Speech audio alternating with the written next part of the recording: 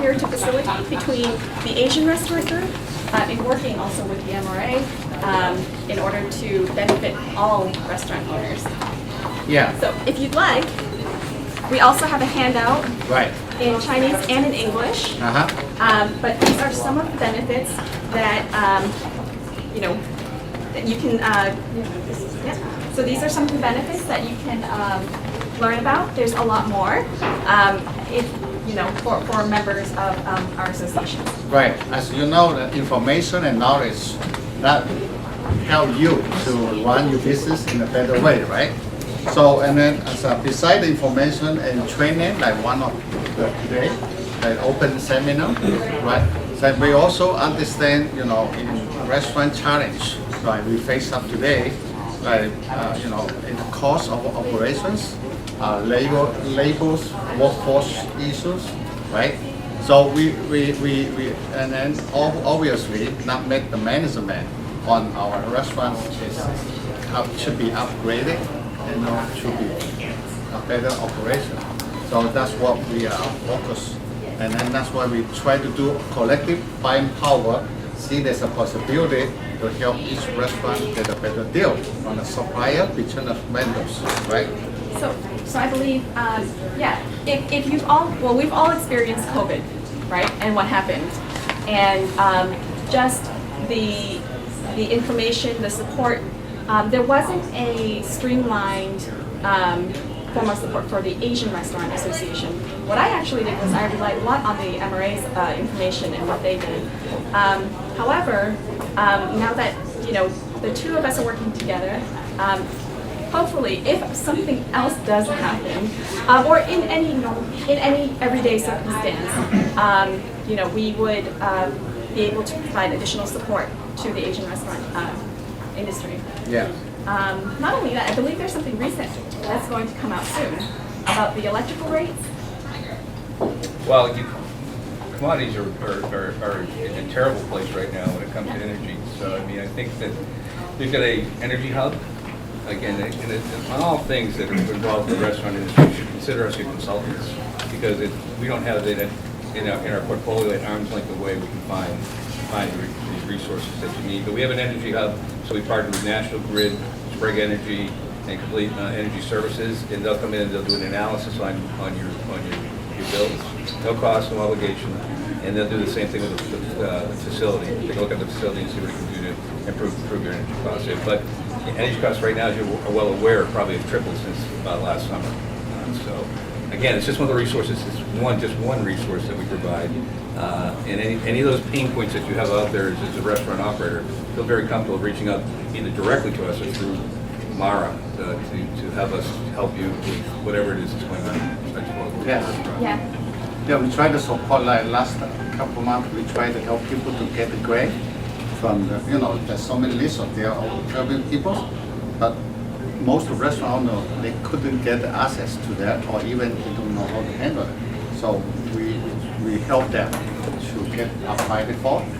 Even for like the National Grill, right? They give us $1,000 for the whoever, that's great. You pay a membership for only $380, and then you already get $1,000 there, and plus, and now on top of that, we have so many support to help you over there. So it's really worth it. The main thing is not about just membership. It's the main thing here I call us to be together, to be united. So then we get a voice collected, and then we get a better access to resources, right? So that is the key point we look forward to work with you guys together. Yeah, and also I'm not sure how to do something. You can always reach out to any of the members, anyone here, and say, hey, how are you doing this? Or, how is it best to do this thing? So whether it's managing employee wages, overtime, anything like that. So our last seminar, what we did was we talked about, the overtime laws in Massachusetts, and tip wage and things like that. So definitely reach out if you have any questions about how to operate, what the regulations are, all of that stuff. So yeah. Yeah, feel free to contact us. Any questions so far? Right. So and then today, right? We honor to invite Anne and Frank, right, to be our speaker. Ian and Frank. So I guess Ian will go first, and or Frank. You guys can choose. That's fine. You go first. So for who doesn't know Anne, maybe we give some. So would you like to introduce Sure, yourself? yeah. Yeah. Okay. Okay. Yeah. Okay. Better than Let's you. give a I'll keep it brief, but my name's Ian. I started my own food business 10 years ago when I was 25. It's called Chicken and Rice Guys. We have 6 food trucks, 4 restaurants in the Boston metro area. I'm also a partner at Soul Kitchen. It's a Korean Japanese restaurant, a 100-seat restaurant down the road. Yeah, I've been doing this for 10 years. I love it. I love every aspect of it. I love seeing my employees grow. We hire a lot of new immigrants, and we see them start managing our entire operations. And that's probably what I'm most passionate about in the business. So right now, I oversee about 200 employees between both restaurants. A lot of systems and tools. Especially with the younger generation, you know how they're a little different. They want to do things a little differently. So I think that's a lot of kind of experience I've been seeing and applying that's been helping me recently. So it's kind of a little in a nutshell of who I am. And I'll just open up to questions. I don't want to prepare anything because I feel like it's such a diverse audience. If there's anything you have questions about, I'm happy to answer. What's your best source for finding new immigrants for employment? How are you sourcing your employees? So we've been spending a lot of money on Indeed, right? So I think that's been the traditional online recruiting, and it will be like thousands of dollars to do that, right? So we thought to ourselves, instead of doing that, why don't we just use that for a referral program, right? You see that a lot with other like bigger corporations doing that. So we are pretty generous. We give $1,000 for referrals, right? But I'd rather take that $1,000 and give it to my employees, especially the ones that are good. They're going to bring better employees, than just give it to some Indeed or whatever online website. So that's been working really well. We print flyers. Every time there's a referral, we take a picture. They have their gift card, and then we say this is what you need to do to get the referral. So we have one person. They're usually really good. They'll know a lot of friends, and then they'll bring them in. And usually the people that bring people in, they are usually leaders in their own lives. So like people that know a lot of people, they're usually popular, they're usually good people, they have a good work ethic, they're reputable, right? So we've had a lot of luck doing referrals. Great job. Can I also interject? We also have a lawyer who is a member, and he specializes in immigration law as well. So if you have any questions later for Roy Watson, he's over this. This is also and also- immigration lawyer. I'm sorry. Yeah, she's first time. Yeah, Came to I'm Mara here, event. sorry. Yeah, past 2 years, I miss it. So today, I must be here. Yes, so a lot of Yes, resources. yes. I found you on the Yeah. finally. Yeah, thank you. Great, you're here. So would you, so Frank will be speaking later about insurance. Ian, would you like to just start with, the topic of the day when it comes to? Dealing with challenges, I guess. Yes. Now, yeah. Well, I kind of want to see what are some of the top challenges folks are facing. Well, I saw on the nice little flyer here that vision and strategy was maybe a topic that you can discuss, moving from working into on your business and building self-sufficient. So kind of like all the people that are managers in restaurants, we can kind of take a few more days off by having a better team. Yeah. I mean, yeah. how do you build that? I mean, going from one food truck and then building it as you go along. Yeah, so I'll tell you my story on that. So when I first started my business, and this is why I love organizations like MARA and MRA, it's places like this is where I learned that key information, right? So when I first started, I was doing that community work, and then I got tapped by a community leader, Bill Amata. I'm not sure if you all know him. He's a national Asian leader. He asked me to help him build a national entrepreneurship network. And at the time, I'm working 100 hours a week on my food truck, on the restaurant. I could have said no, but for some reason I said yes. That sounds exciting to take on a volunteer job along with starting a business. So through that, I got in contact. I got associated with the National Asian Chamber of Commerce and Entrepreneurship, which is a huge organization. They have all of the C-level executives of a lot of top Fortune 500 companies. The CFO of Toyota, who's an Asian American woman, she manages 100,000 employees. She's on the board. So it's a really amazing organization. I don't even know why they asked me to help volunteer, but I did. So I gave my time, I volunteered a lot, and did events like this. And eventually they asked me to be part of their board. I was the youngest person on their board by probably 2 generations. Net worth is probably 1% of everybody else. But the knowledge I gained was invaluable.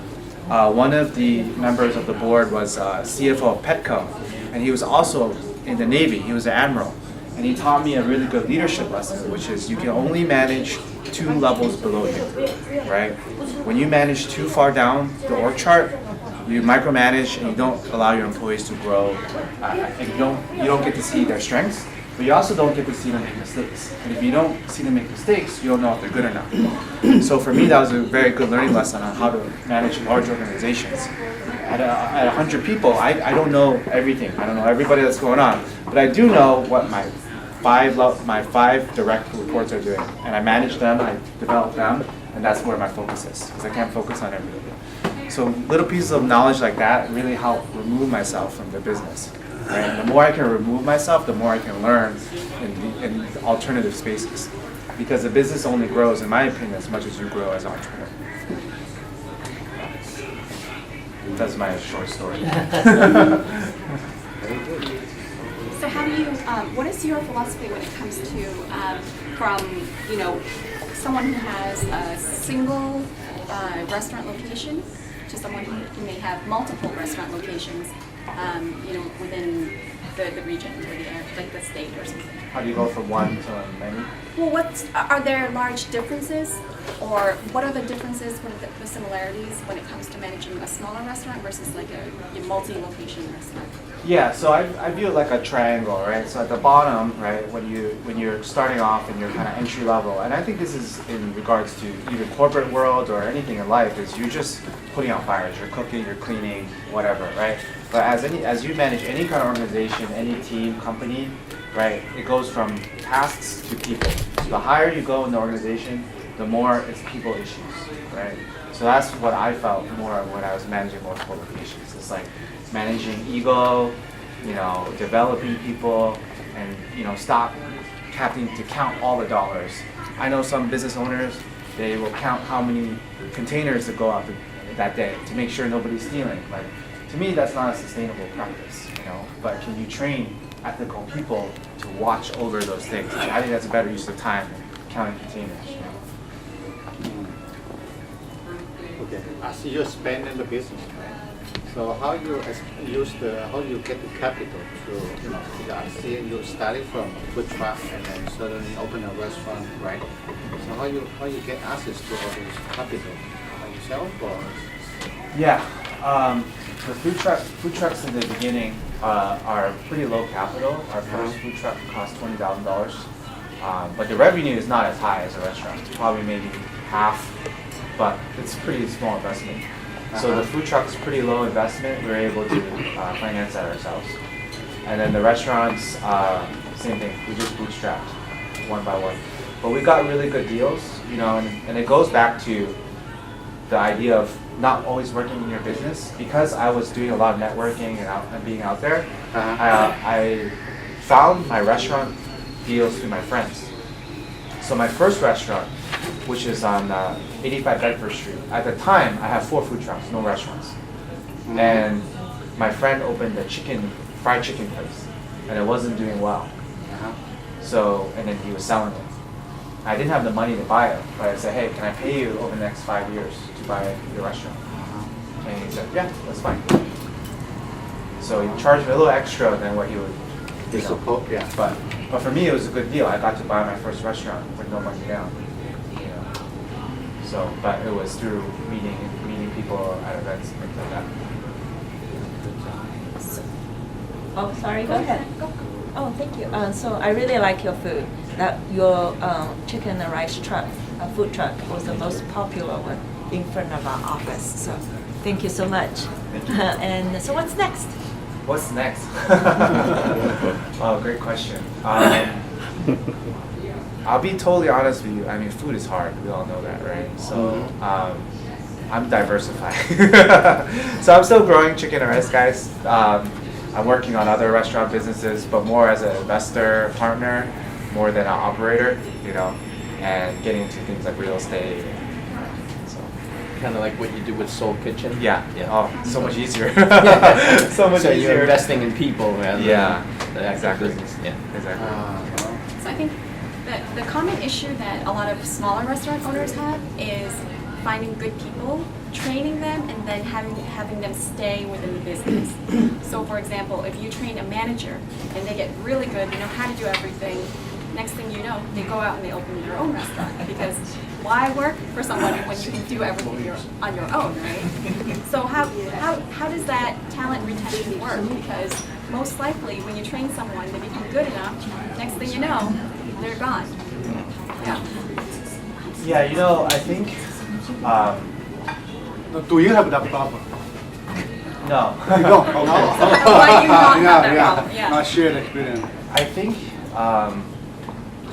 think in the kind of, I think for my parents, right? I think Asian culture is actually an advantage because I treat my employees like my family, and I think that's a very Asian thing, right?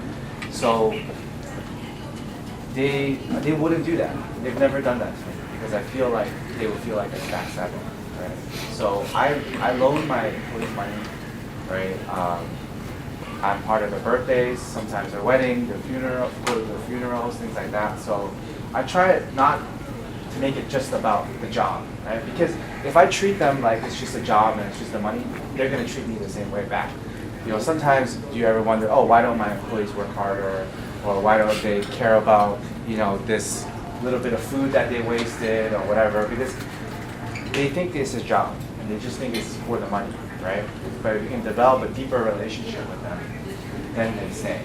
Because most people stay because of the relationship at work. It's not about the money. If they love the people they work with and they love their boss, they will stay. Most important, you pay them the satisfy the money you pay them. That is the most important, in my experience. Well, I mean, from our, so I'm just going to share a little bit of our experience because we've been in the restaurant industry for over 30 years. And we've seen a lot of people, yes, they will feel bad if you treat them well. They will feel bad about opening a restaurant that directly competes with you. But what they'll do is they can go to another town, another area that's not directly in competition, and they'll want to run their own business because now they know how to do everything, right? Yeah. So how do you keep that talent? How do you retain that talent? How do you challenge them so that they feel fulfilled, they feel like they're doing what they want, but also that they're helping you grow as well? And because it's always, if you're working for someone, it's always you're working for the boss. Yeah. You know? So I have had employees that want to do their own thing, and I'll actually help them. But a lot of times they're not doing chicken and rice, guys. They want to go do their own thing. And so there are certain people I think that have the entrepreneurial blood in them. You're not going to stop them from doing it. So I actually try to help them, and it's better, in my opinion, to know what they're planning to do than find out, when they go open the store across the street. How many employees do you have? Chicken and rice, we have about close to 100. 100? And then how do you get into investing in restaurants? What does an investor bring to an existing restaurant operation? Or what does an investor, besides capital, of course, are you expected to bring other expertise? Or, what else is your role as an investor in a restaurant business? Yeah, so for my role, for Soul Kitchen, for example, I help with the marketing and branding, social media, things like that. So whatever expertise was lacking, I just kind of filled in, and I was able to help there. Do you roll that in, for example, do you have a central operation that controls all of that? Or do you do it, one by one? Or One by one, right? One by one, right now. Would you like to share a little bit more about, your investment role? you know, what your insight is on it? I love it versus being an operator. It's just a lot less headaches. So we have someone that operates the business, and I just assist him, advise him, support him. But I don't have to go in if something's broken or fix things, or you know. So I much prefer that role. You know, I think that's the key. So, Okay, thank you for sharing, and happy to see you go from the small work to the big now. Share us a bit about how you got to know that people like your products and you expand more to meet the need. Is there any research work that you have somebody who did that kind of survey for you, or you just observe people like it and you expand it by themselves like that? When we first started, or still now? In the process up to now. Yeah. So we haven't really changed our menu a lot since Okay, we started. It's been mostly the same product. I see. Yeah. So, but when we first started, we did parties for our friends and we made them our food. I see. That was the first thing. And then when they started to like it, we did bigger parties. People liked it, and then we just took the leap of faith that other people would, and we started our first food truck. But from there, I mean, we knew people liked it based on sales, reviews. I see. You know, that's mainly how we make sure we follow consistency now, is a lot of the reviews, and we do secret shoppers I see. now as well. Yeah. So therefore, the observation of your product is based on the daily basis that you sold it out. I mean, yeah, now sales, but more so reviews. You know. I see. Yeah. Yeah. Because right now it's about Reviews. consistency. It's the same Mhm. product, right? So we gotta make sure it's consistent. I see. Yeah. Right. That every step is done consistent. Okay, thank you. Yeah. I just want to publicly thank you. Before I went to work with the government, my last office was over at the Cambridge Innovation Center. Yes. And you guys would come, and you were the high spot of my week. I would look forward to, today's chicken and rice, chicken and rice guys are coming today. I gotta be sure and be there for that. So thank you. I unfortunately look forward to way too much. Thank you. So, I think a lot of us are familiar with the operations of the restaurant and how do we operate a restaurant. Of course, we can always refine and improve. But I mean, maybe some of us are questioning, hey, my restaurant is doing pretty well. How do I expand it? Maybe perhaps working with an investor, or how do I get this to, go beyond what it is? Aside from opening up another location. And keep the same location? Keeping the same location, but growing the business. How do I grow my business? Like existing sales. Existing sales, or anything, right? Like right now I'm doing well. I can pretty much manage, aside from opening another location and trying to run everything on my own and doing everything on my own. How do I expand without, exasperating my own strength and things Yeah. like that, working with others, or, what has that been experiencing for you? So we don't do this, right? So right now we have a warehouse and all of our food trucks come out from the warehouse. But I think the future model is if you have one restaurant, operate the food truck from that one restaurant, do catering. Now there's pop-ups that you can do, right? So there's events and festivals. We did a festival this weekend. Those sales can be huge. Boston Calling, there's convention center, conferences, so special events can be very lucrative. So if you can diversify the streams of revenue from one location, that's what I would do. And how do you promote it? You cater how people can reach you? I know that's a way. Yeah, so there's two ways right now that we use. Is the third-party caterers. Easy Cater, Cater to Me, and then the inbound sales. We actually get a lot of inbound sales from social media. But when we first started doing catering, we just had maybe one client a week. But we just did a really good job. They loved our food. They kept coming back and telling other people. So it was very word of mouth for the catering. But we started very small for the catering at first. But those are the two ways. Actually, we don't do any marketing right now. All of our clients come in, and then it's the third parties. So those are the majority of how we get our catering right now. So social media definitely can help. It can, yeah. I think word of mouth is still the strongest Still strong. in our industry. Yeah, I think social media is kind of overrated, to be honest, in our industry. We don't use it that much. You get a lot of referrals from the Easy Cater? Uh, When you first started up? That's When we first started, it was we didn't have Easy Cater at the beginning. It was all referrals. Yeah. People coming through our website, friends and family, and then those friends told other friends. And then we got into different companies. Yeah. So I think actually, when we first started, I asked all my friends that worked at all the different, PwC, like the big Boston companies, and I asked them, do you know any administrators, and can we cater to them? Sometimes I'll give them free food, maybe 10 meals if I have the food, and then they'll keep ordering. Those folks order a lot, right? So like PwC, the one in Seaport, I think they probably have 100 orders a day between the different offices.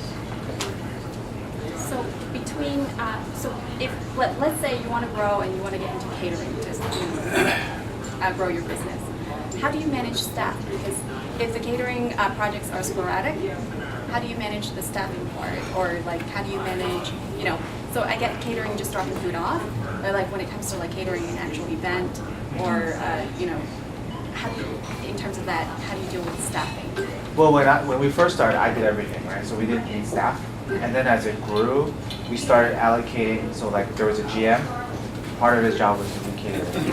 Now we're at a point where the catering is big enough, we have one full-time catering person and they have hourly drivers. So that's basically grew the staff to the size of what we needed for the catering. Yeah, because I currently do everything myself too.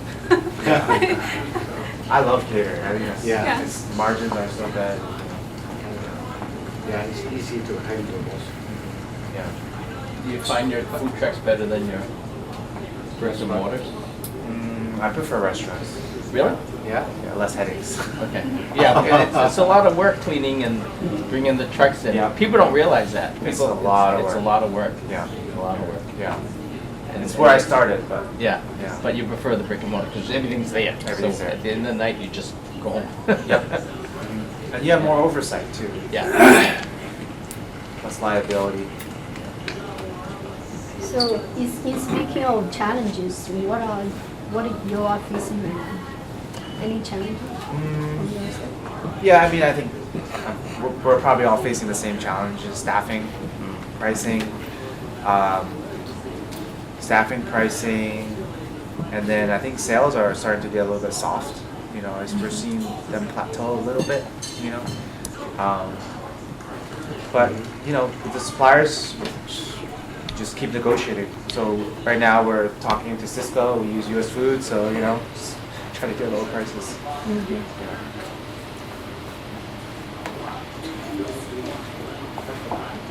Any questions? I have two small questions, but my question would direct to the ones who manage the organization, like probably Andy. How can you get the managers of the restaurant companies or restaurant owners together like this? Because we have in mind to have some kind of gatherings among the restaurant owners in local in our place, but we still struggle with the question how, because there have been some kind of attempts to get them together, but like mostly fail. So share with us a bit about how do you get the people together like this to be more connected and more organized like this. Yeah, okay, we've been doing that. This is not our first time. Yeah. We've been doing that, since what? A couple of years ago already. 2018, right? Yeah. So probably, yeah. So in the first beginning, like we get people in a good relationship. Okay. Now relationship first, we like. Okay. When we started with Hui Min, Sun Miao, and others. So yeah, right. So we basically we know each others, like and Fei, right? So and then we also have the mindset like, okay, we've been in a Russian business such long time by myself. You know, we all struggle like, you know, working such long hours, no family time, no vacation, blah, blah, blah, you know. So we figure out if we can together, right? So we will be much better. So I think that's so- the same question that we ask ourselves all the time. Yeah. You know, the board members, we all ask ourselves, restaurant owners are one of the who work the longest hours. Yeah. They work the most hours. How are they going to make time in order to attend meetings, in order to build these relationships? And I think our response has been, you know, we try to make it valuable for people. We try to make it basically not a waste of time for people to come. So when they come, they know that they won't be wasting their time. They know that they're going to be gaining something from the time that they spend. So that's why we bring in, you know, people like Ian, people like Frank, who bring value to the table. So you know when you attend these meetings that it brings value. So Ian is here to share his expertise about, you know, how to get out of the day-to-day grind, right? Restaurant owners, we're here all the time, from opening to end. It's like 13-hour days are normal, sometimes 7 days a week, oftentimes 7 days a week. So how do we get, you know, out of that cycle? How do we become better operators and you know, grow from a strategic standpoint as opposed to being in and out every day? That's a constant struggle for restaurant owners. But for us, we ask ourselves that all the time, and our response right now for that question is to offer value.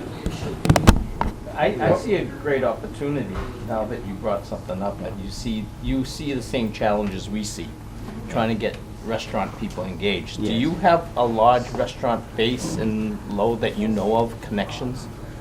So my thinking as soon as you said that was, why don't we Be part of the join board. resources? Okay, so in other words, your organization and our organization should team up together and form a partnership where we hit these organizations together. You have the database of who's the Lowell restaurants. We have a lot of information and valuable resources that we can share, that you can bring to the table, that we can bring to the table together. So when you brought that up, the first thing that hit me was, we should be doing this together. And organizations in each neighborhood should be doing this together, whether it's Quincy, Malden, or wherever there's a big pocket of restaurants. And in this case, it's Chelmsford or Lowell. We're so happy to meet you, and the fact that you're here. This is giving us a great opportunity. Right after this meeting, we should get together and plan something for the city of Lowell. Maybe what I'm observing after listening is that there's certainly the challenges between the larger businesses, the larger restaurant, and the smaller mom and pop restaurant.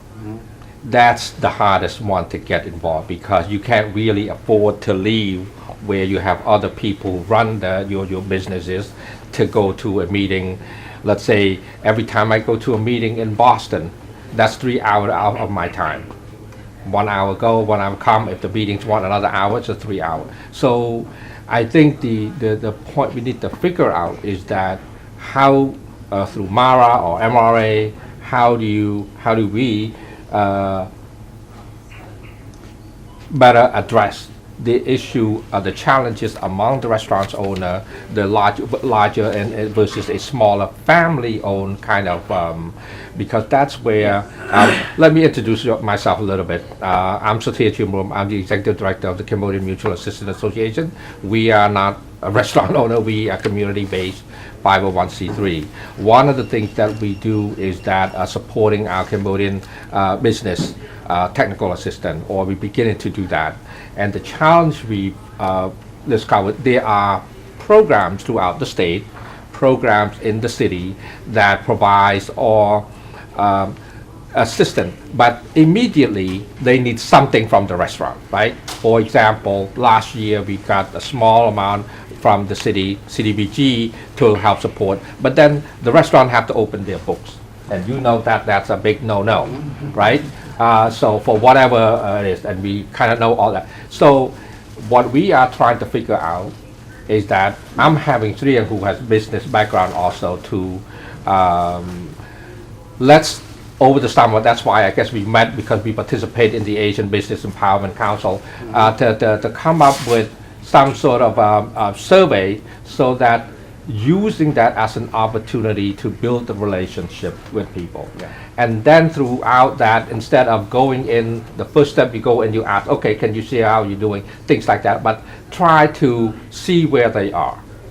Okay, so that's one. So one of the things that I can share is that I hear you about the energy stuff. We are working closely with the City of Lowell through the Community First Partnership, National Grid Mass Save, that we are actually now going to businesses, talk to them with the group, I forgot what it's called, but to talk to the restaurant how they can get better equipment so that they replace old equipment, things like that, so they can save electricity from your refrigeration to your whatever it is.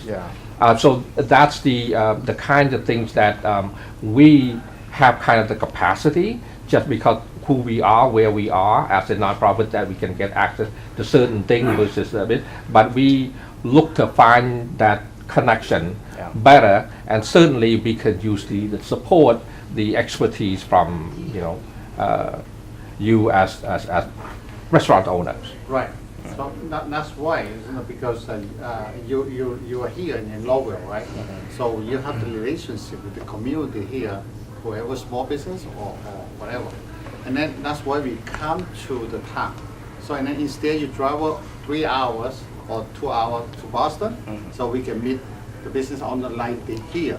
So that's why we have a long tables, not only in Lowell. We're going to be in Quincy the next time. We're going to be in Modern. We have, in Austin, so all over. So why? Because it's just the time consumed for them. So like you said, once you have the relationship established, right? So it's easy. The business owner open their need, right? So and then we have you listen, we know, we understand what they're looking for, and we have the resource to help them. So we try to find the resource.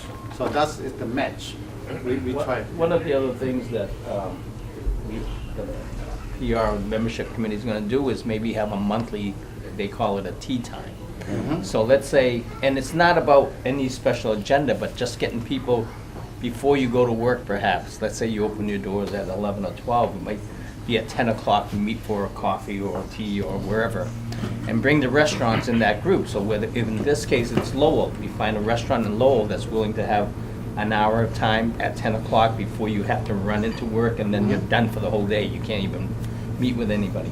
And that session, hopefully it gets people together, introduces yourself, introduces us, and we hear the problems and the issues. We can bring in somebody like Frank or anybody else, and talk about the issues such as insurance problems.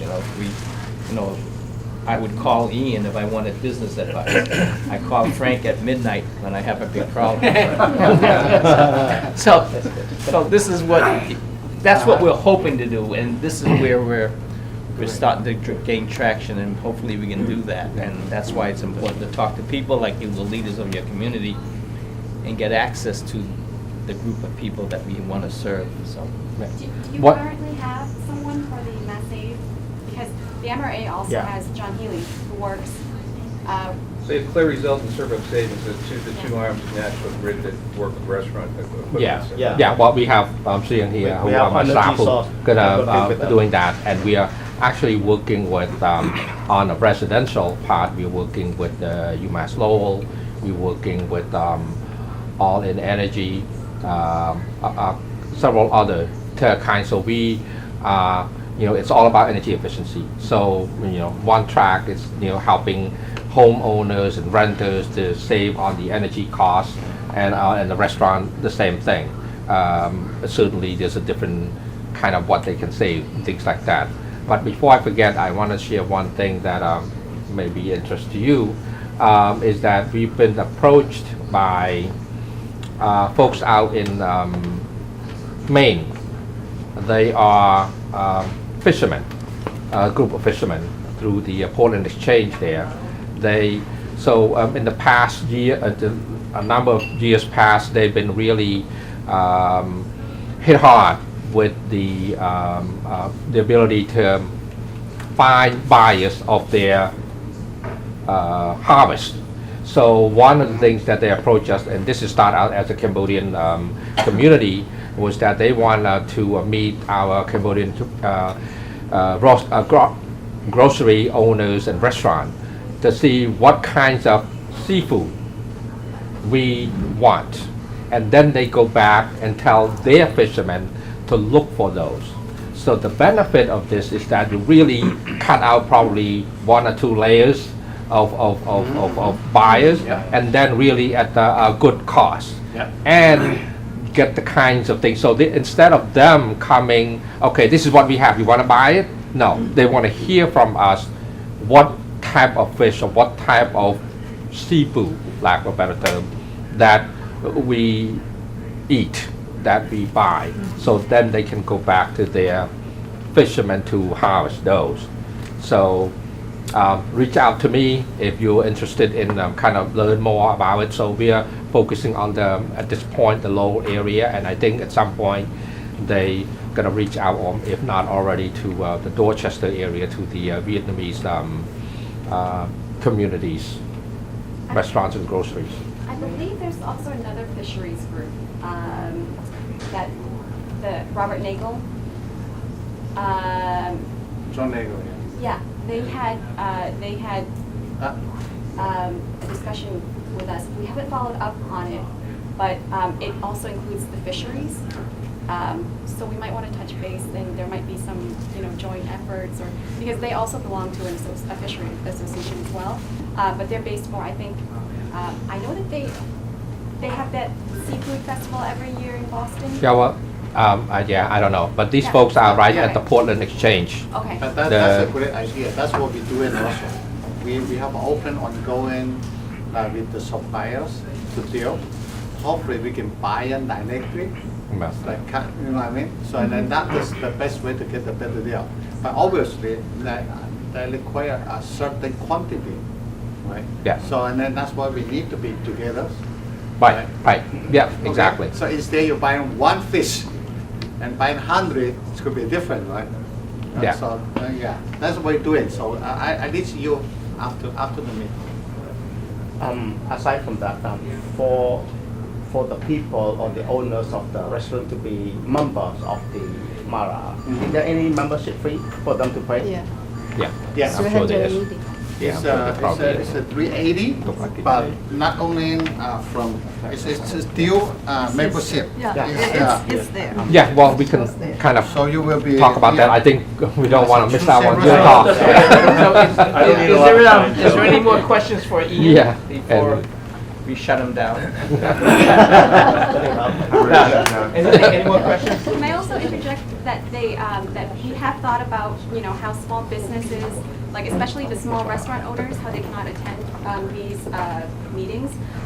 So we have been, thinking of ways to get the information to these restaurant owners who are not able to attend. Because I may not, even me, even all of us, any of us, we may not be able to attend all the meetings to get all the information.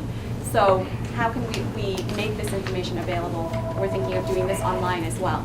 And not only that, but there's information that from the MRA that they're building an educational platform. So if you want to know specific skills, and if you're a member, and you can sign up for training programs that can be made available in multiple languages. If let's say there's a training program that the MRA would like, but it's not available in Cambodian, can we make that available in Cambodian? Have subtitles and things like that. So these are the things that we're working towards as we find out what people need. So these are the resources that are on the table currently, or we're hoping to bring to the table, so that if you can't attend, maybe on your day off, or on your when the restaurant is slow, you can sit down, you can take you can watch a video that has training for certain things. So so yeah, we're trying to make all of that information accessible to people who cannot attend as well. But certainly membership helps. If you pop on the Massachusetts Restaurant website, dmassrest.org, so we had it at the food show, which was just last month. We had an headquarters, and we had 5 sessions a day at the headquarters, and they're all top-notch consultants, like Ed Doe from Real Food Consulting, Renee Gabal from SA Consulting. We brought in Marjorie Morrison from the Psych Hub, which is mental health. And so we recorded all those sessions, and those sessions are on our webpage.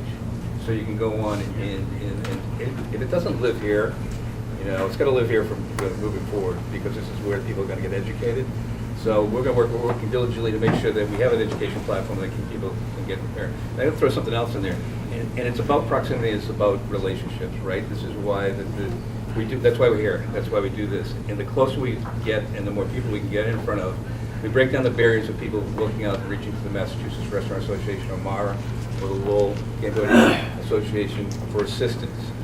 You know, our job is to give assistance to people and make sure that they're getting what they need. So, in the fall, in November, we have a Restaurant Operators Leadership Conference, and it's free to everybody.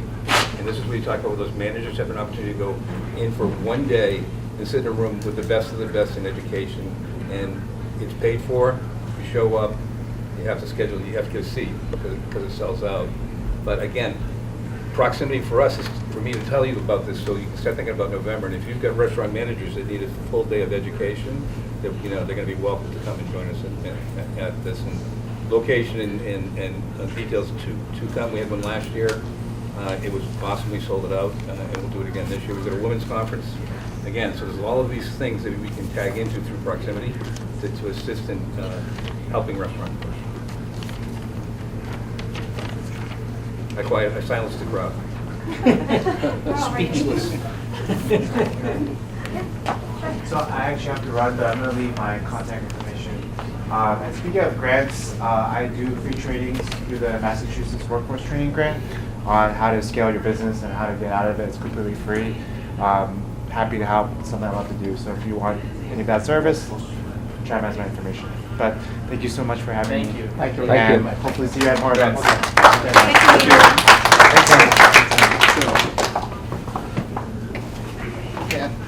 So our chef already prepared some food, so do you want it? I know, but, because I was told that you guys wanted to eat and learn. Is that, should I don't know if you want to just help yourself, or should I pass in the table? What we can do is we can get up, grab some food, and then Yeah, sit and then- down, and then, Yeah, okay. Stand up, grab some food then. You guys want some food? And then we have energy to listen to Frank. Yeah. He's going to talk for 3 It won't require hours. too much energy. Let's have a My group talk is picture gonna be very- before. All right, I'll be very quick. Ian is a tough act to follow. Very successful young man. Thank you. So I want to thank the Mara board to invite me to give a little talk about insurance. So every business needs insurance. I'm just going to give a little brief description of the different types of insurance that a restaurant will need. I have a little outline here. I'm just going to go through that. Well, first off, I'm going to talk about workers' comp. Every business needs to have workers' comp insurance. It's required by law. So if you have employees, you have to have workers' comp. The rates are set by the state, depending on the class, so there's really not much about shopping around. And it's based on the payroll. But there is one component of the workers' comp policy that's similar to like auto insurance steps. So the better your loss experience, the longer you operate without any type of workers' comp claims, you will earn experience credits that will help lower the rate. And if you have claims, let's say your kitchen is not well maintained, it's wet, or the people overwork, we see most medical injuries are like cuts, slip and fall, or burns from the oil. So when you have claims, and the more frequent and the more claims you have, the higher your rates will be, the deviation will go up. And I know, when we get calls for insurance, the first thing they talk about is they want to insure the restaurant in terms of what they put in as an investment, the property, which covers your equipment, your supplies, your build out, the property insurance against fire, water, theft. Very basic, I'm sure. And some of the the other coverages that property insurance covers would include like food spoilage and business income. So, you know, you can't just insure the building itself or your equipment. If you had a fire loss, you still have to pay the rent, you still have to pay your insurance and utilities and other stuff. So you also need business income insurance to cover the loss of income or the cover loss. The thing that a lot of owners, I find they don't pay a whole lot of attention to, but it's always required, and many times if you rent a space, the landlord's going to require you to carry liability insurance. And in reality, the liability insurance is probably the most important because, you know, on the agent side, we see in terms of the claims, most claims involve liability, more so than fires or theft or water damage. And these things can, you know, the dollar amounts can run up very quickly. In fact, in the last couple of months, we had a couple of food allergy claims. We're seeing more and more of that lately. People say, oh, I didn't realize there was peanut or whatever. I didn't see the disclaimer in the menu. It doesn't matter. They still sue. And even though when you buy liability insurance, we're talking about the limits of coverage. But the main expense, which is not listed, is defense costs. So if you get sued, the insurance company will hire a lawyer to defend the case. And if you don't have liability, you know, the legal bill will, you know, run up very quickly. And oftentimes, you know, the landlord's going to require you to carry $1 million, $2 million, $3 million. So you have to get it. I know usually the complaint is, why do I have to have it? You know, nothing ever happens. But all it takes is one claim.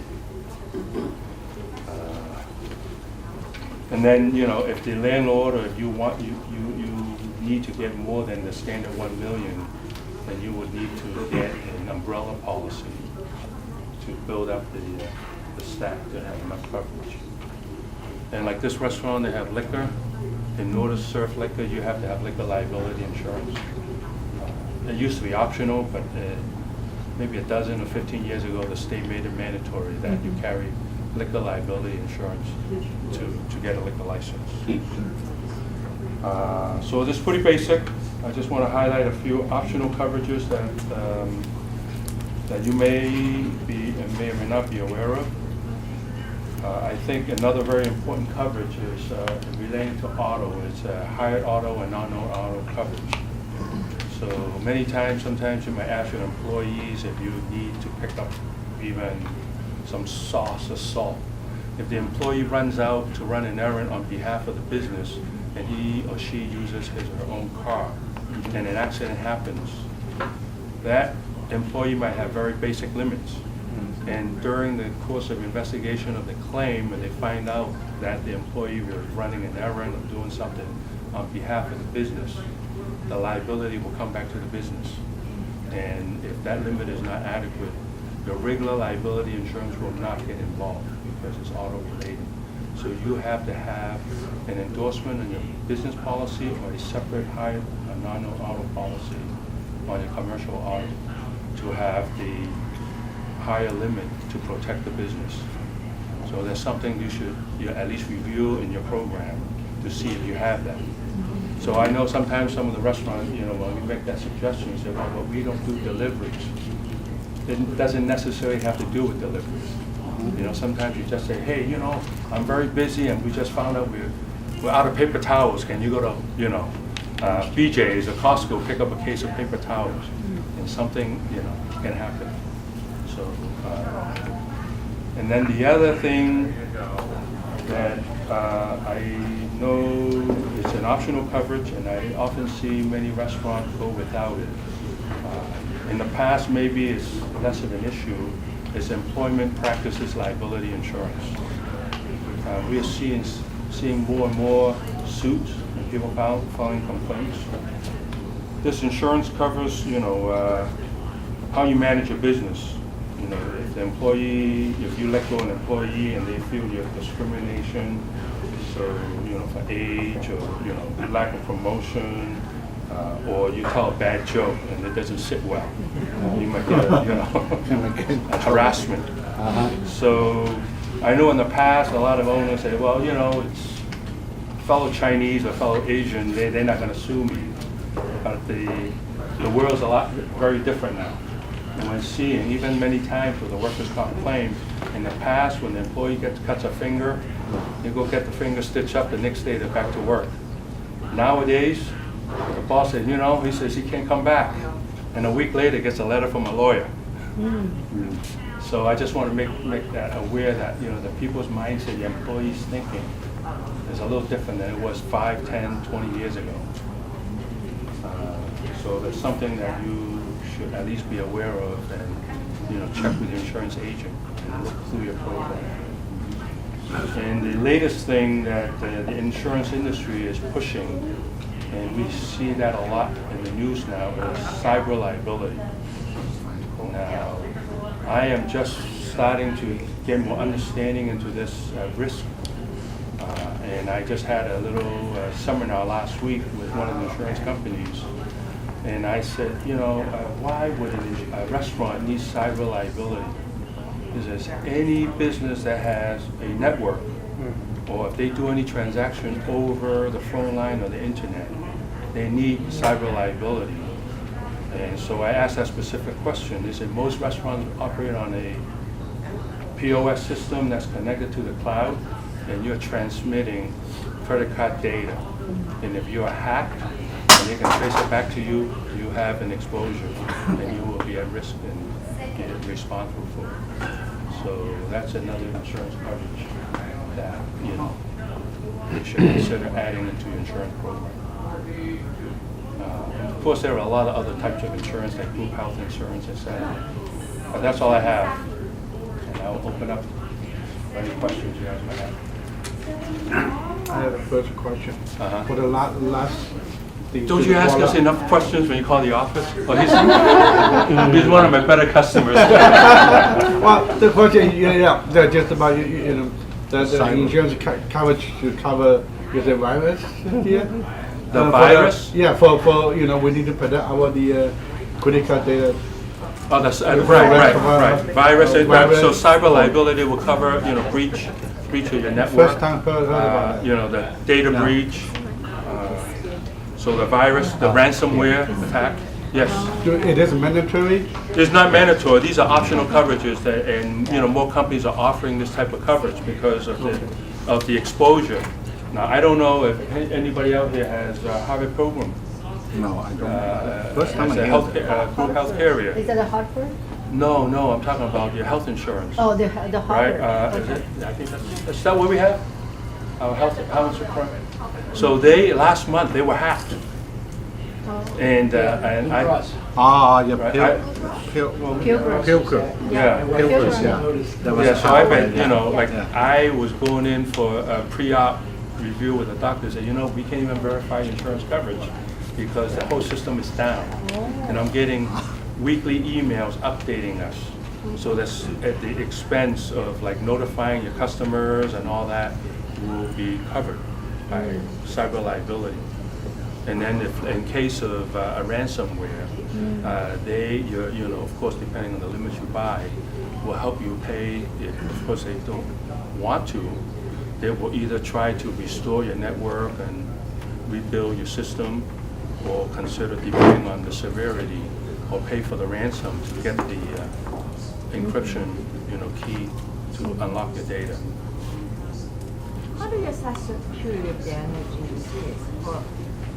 So, because there's multiple steps. You have the internet here, you have the transaction QoS system itself, then you have the processors, right? And then you have the processors database. How do you determine where the I'm sure there's a way. I'm not in a position to answer that because I'm not a tech guy. But they will have, experts, the claims expert to come in and analyze the situation, to review your data, to see, and some of the programs that include rebuilding or restoring your data.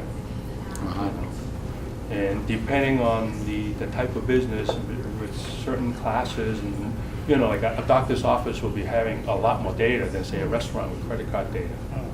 So they would have to be required to maintain, as part of the stipulation or the warranties, that you maintain certain backups, you maintain certain security levels. Like I know, I was at the Travelers Seminar, you know, you choose the coverage limit. And naturally, I think the restaurant, even though they have exposure, they don't have the same exposure as a bigger corporation, or like a Target was hacked, or even a doctor's office. So those businesses, they're required to install like multi-factor authentication and all these different type of, and the firewalls in order to be eligible to get the insurance. But I think in the restaurant class where the data is, you know, it's not as abundant, so the requirements might be a little less.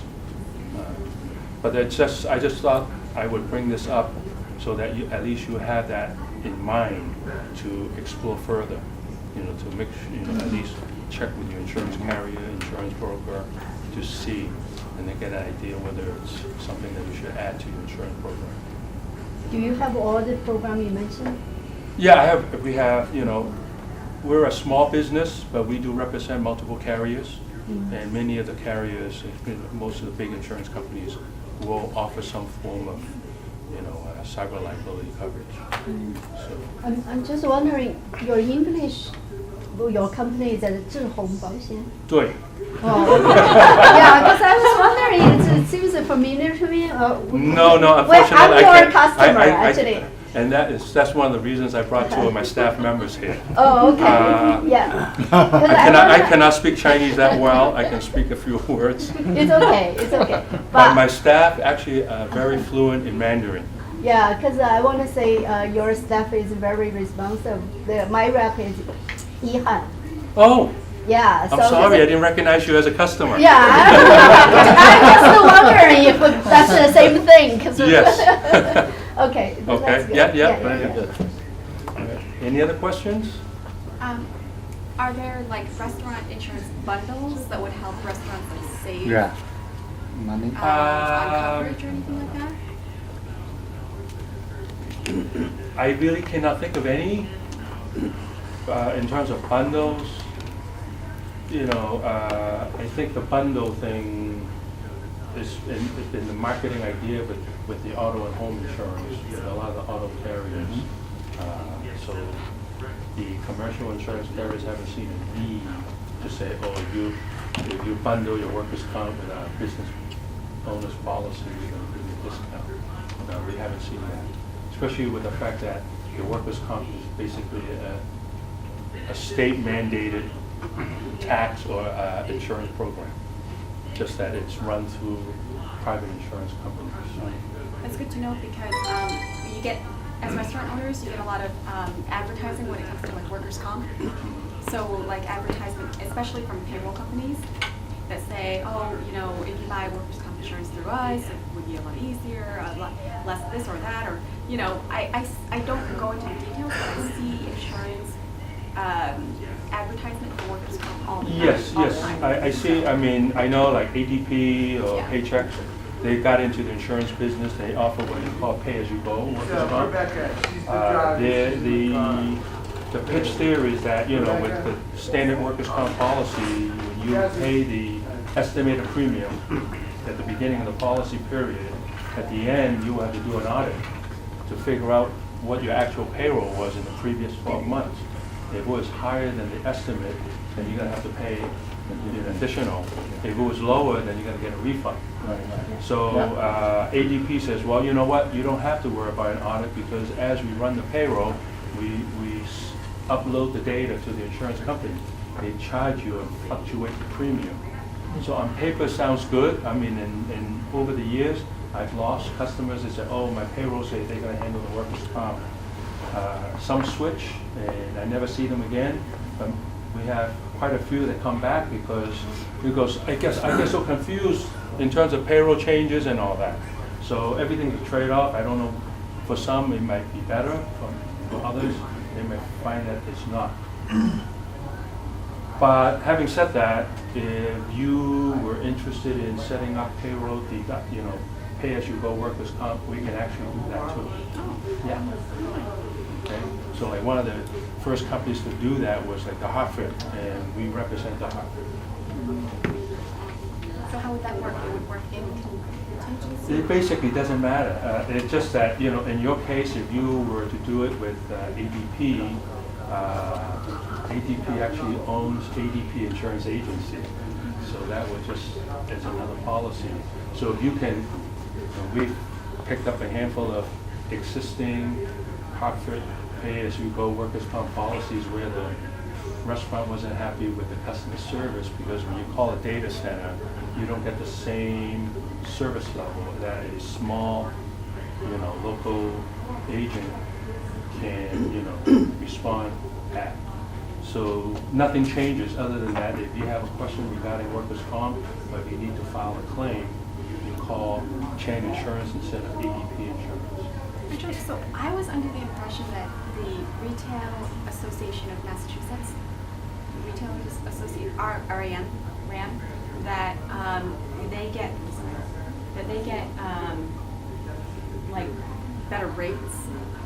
So I was under the impression that if you are a Retail Association of Massachusetts member, that you get better rates. I have to be honest, that's a possibility. Sometimes, you know, when you have certain associations or group programs, they may offer a rate deviation. Okay, it all depends on the group's loss experience, whether the insurance company that is behind it. You know, insurance companies are looking to sell premium.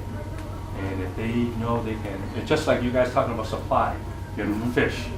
So if they can get it as part of a group, and if the loss experience is good enough, then they are willing to, you know, work on a smaller margin. Okay? So That's correct. RAM, they started about 20 years ago, they started their own workers' comp, and it's a buy-in, it's a vesting schedule if you're a member, and they keep the dividends, so you're not paying all that administration fee out, so there's more money to give back to the folks that participate. Yeah, because I thought, because now that Frank is saying that it's state rate. Well, the rate starts off with the state, and for most businesses, you know, the state sets the rate, and especially for the smaller businesses where the premium is not that high, most companies don't offer special, you know, discounts or concessions. But as your business is bigger, let's say, you know, someone who runs running Kowloon restaurant with the payroll that he has, his payroll's up there, he's probably going to be entitled to certain rate deviations that a company can offer. But I didn't want to, you know, go into all the different nuances, because most of us run smaller, you know, one location operations where the payroll is not that big. And it's not a pure dollar-to-dollar rate, I mean, you're paying for the administration for the insurance company to manage your costs. I think that's a RAM opportunity to give some benefit. So that's where the loss experience is. If, you know, if the loss is good, they can earn some dividends and they can share that with the members. Okay. All right. Thank you. Thank you very much. Actually, we brought a couple of brochures from the Hartford and Travelers. You know, just as some basic reading material you can bring back with you. And if you have any questions, feel free to call us. Sure. Okay. Thank you. Thank you. Please grab the bag, I'll sit someplace. So does anyone have any questions on insurance? Any additional questions? Yes, ma'am. Yeah, because insurance is not something you need until you need it, right? Everyone needs insurance. Everybody has to have it. You have to have it. You have to have it, otherwise you can't open the door. Like when it comes to, like, I didn't know about the auto, you know, like if your employee, because yeah, employees will run and grab stuff, you know, for the business all the time.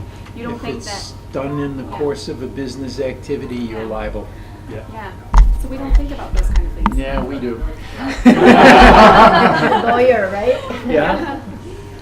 So that's why, yeah, that's something we hadn't thought about. I have a question. On the liability, one of the big things for lawyers and professionals and whatever is there's a big difference between whether the insurance company will cover the cost of the litigation, the lawsuit, if somebody sues you, or whether they will just pay at the end when there's a judgment against you. No, liability insurance will always cover legal defense. Will cover, okay, Always that's cover legal really defense. important because, Okay. yeah. So, you know, I mean, a lot of times, I don't think I would be in a situation where, you know, I'm gonna be sued for $1 million. But the $1 million is just the maximum for judgment. There is no dollar limit for the legal defense. Okay, But if, let's say, the insurance company were to offer you a $100,000 limit, and somebody sues you for something major,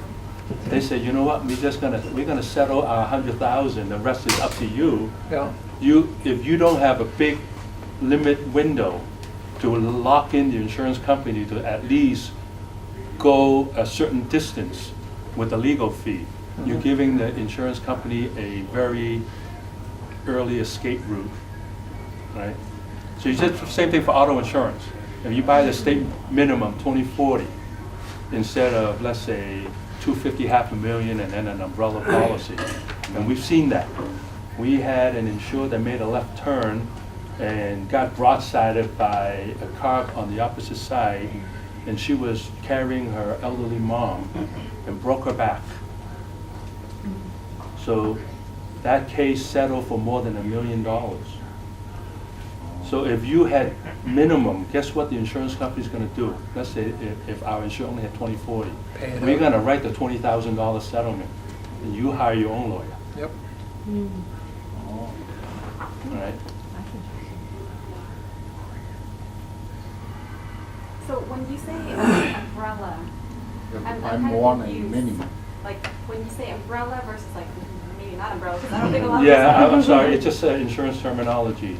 So most of your insurance policies, the companies cap what you can buy in the basic policy. Let's say a standard business owners. The most they're gonna write is $1 million. Well, let's say you open a restaurant in a mall where the landlord says, we need you to carry $3 million of liability. That is the- right? So that's, and we've seen some, especially like in Simon Mall, where they need you to carry $5 million, right? So your policy, your basic insurance package policy is only up to $1 million. In order to get the next $4 million, you need to add an umbrella policy. They just call it an umbrella on top of the underlying policy. And the other thing the umbrella policy does, especially in a commercial setting, is the reason they also use the term umbrella is it goes on top of your workers' comp. So your workers' comp, and the second part is, if somebody dies on the job site, there is a death benefit of, let's say, if you buy, it's $100,000, the state minimum. But if you had an umbrella and you want an umbrella to cover you beyond that, if you buy 555, meaning 500,000 for a death claim, but it's not enough, your umbrella will kick in. Same thing with your commercial auto. So if you had a company van and you have your 1 million combined single limit on your van and it's not enough because you had an accident and you have a van full of employees and they all got injured badly or killed, the $1 million gets used up very quickly. Then the umbrella kicks in. Is the umbrella like more like an additional cost? Is it costly? That's all relative. It all depends on, the sales and the risk, the exposure that, every case is gonna be different. So what's the eligibility to buy the umbrella insurance?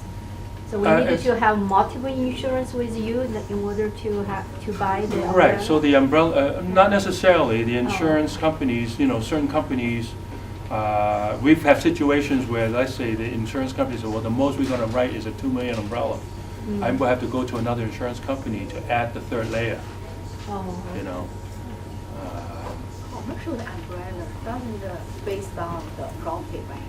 No, that is the liability side. Or a liability. Okay, liability. Yeah. Yeah. Okay.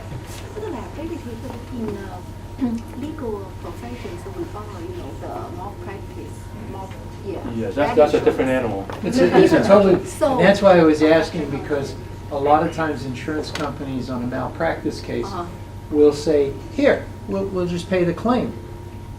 I want to win. I don't want my reputation destroyed. Right. Unfortunately, you don't have that say.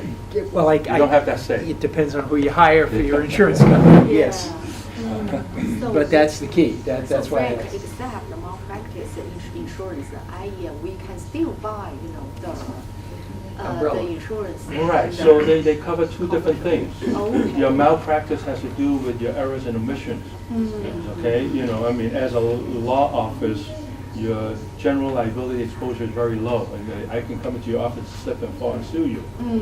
But if I ask you to do some legal work for me and you didn't read my contract carefully enough and you gave me the wrong advice, and I end up losing $1 million, I say, hey, I lost $1 million because you didn't, you did not live up to your professional standard. I'm going to sue you. And that's where the professional liability insurance comes in. Yeah, in that case, those policies, you have a choice whether the legal defense is within the liability limit or outside of the liability limit. So, of course, you want it outside, but you have to pay more. Pay whatever it takes to win the case. Yeah. So for the liability insurance, right, so any employee, if they have anything happened at this place, will the liability insurance cover that, or That are would be there workers' any comp. exception? That would be, if you say something happens to an employee. Will be workers' comp. That will be workers' comp. So Okay. I've seen it. I mean, we have an employee get killed, at a takeout restaurant in Roxbury. Really? That's workers' comp. Oh, okay. All right, a guy comes in and If robs. they hurt their fingers and, That's workers' comp. That's workers' That's comp. all, so workers' comp, as, you have the workers' comp part which pays for the medical bills, pays for the Out of work, the pays out of for work, everything. the paycheck, and then the liability, but he can still sue you saying you did not provide a safe working environment Oh, on okay. part 2. So the basic required limit from the state is 100,000 per occurrence. okay. If he sues you for more than that, then it's on you, and you can buy more. Like I said, if you had an umbrella, the umbrella company will stipulate that you have at least $500,000 before their coverage will kick in.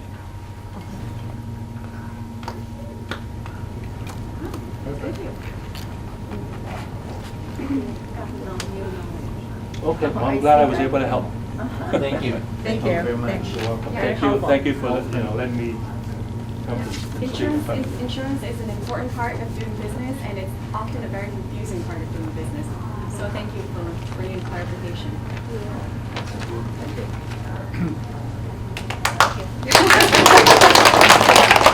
Open discussion. Okay, so now it's time for open discussion. Any questions? Anything you'd like to bring up? Anything?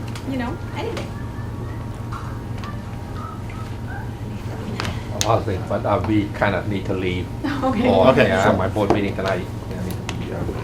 Well, we hope that you can bring something to your board meeting Yeah. when it comes to this meeting. So, yeah. We're looking forward. Yeah. Nice meeting you. Thank you very much. Nice to meet you. Thank you, everyone. Thanks for Thank coming. you. Yeah. Okay, keep Good in meeting touch. you. Thank you. Yeah. Good to meet you. Keep in touch. Come back.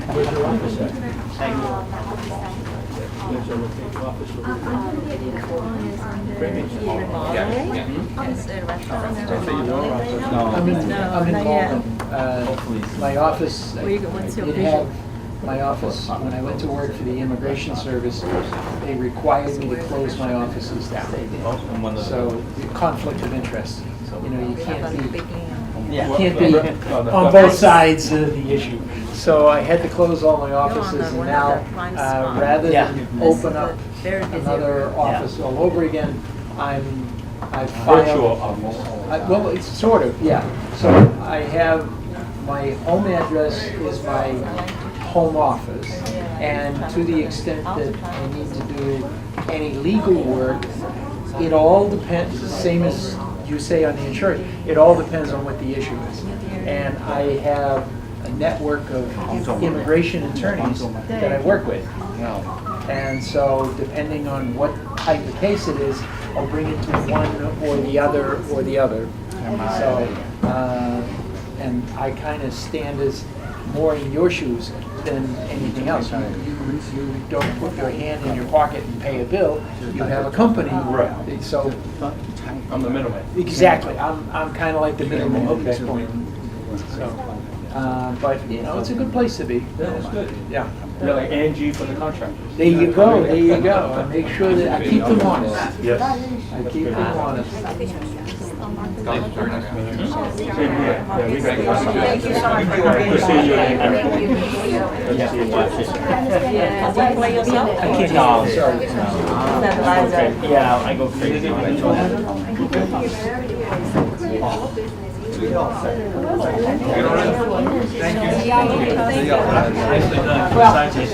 There are certain cases that you see that even when I was working. Nice meeting you. This area? If you need any seat, are you gonna be there? No, you probably not. You there? I'll call you if I have. Yeah, I'm very close to my house. Because I know Gary likes to play.